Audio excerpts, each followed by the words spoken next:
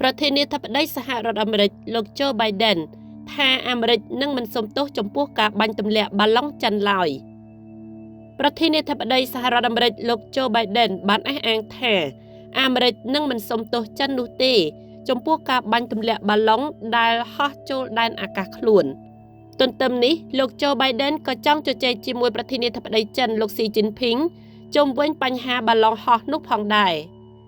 ទំនាក់ទំនងក្រុងប៉េកាំងនិងក្រុងវ៉ាស៊ីនតោនកាន់តែមានភាពល្អក់កកដោយសារបាឡុងរបស់ចិនហោះចូលដែនអាកាសរបស់អាមេរិកបើទោះមានការបញ្ជាក់ក្រោមហេតុផលស៊ីវិលពីសំណាក់ក្រុងប៉េកាំងក៏ដោយលោកโจ Biden ប្រធានាធិបតីសហរដ្ឋអាមេរិកនៅតែបញ្ជាឲ្យមានការបាញ់ទម្លាក់ដោយសារយល់ឃើញថាជាបាឡុងចារកិច្ច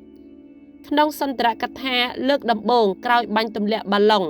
លោក Biden រំពឹងចង់ជជែកជាមួយប្រធានាធិបតីចិនលោកស៊ីជីនភីង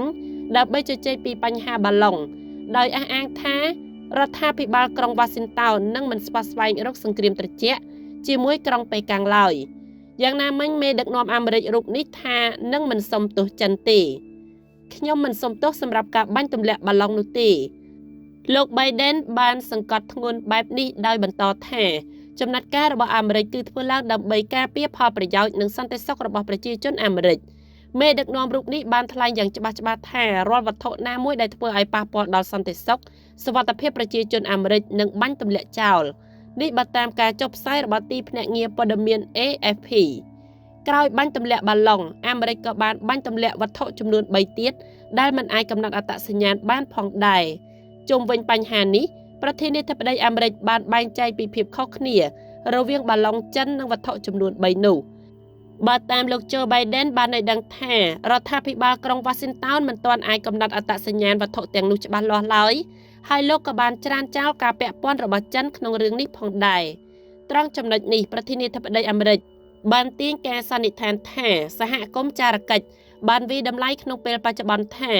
វត្ថុទាំងនោះទំនងមានពាក់ព័ន្ធនឹងក្រុមហ៊ុនឯកជននិងគម្រោងស្រាវជ្រាវណាមួយគួររំលឹកថាមុនការបញ្ជាក់របស់ប្រធានាធិបតីអាមេរិកមួយថ្ងៃ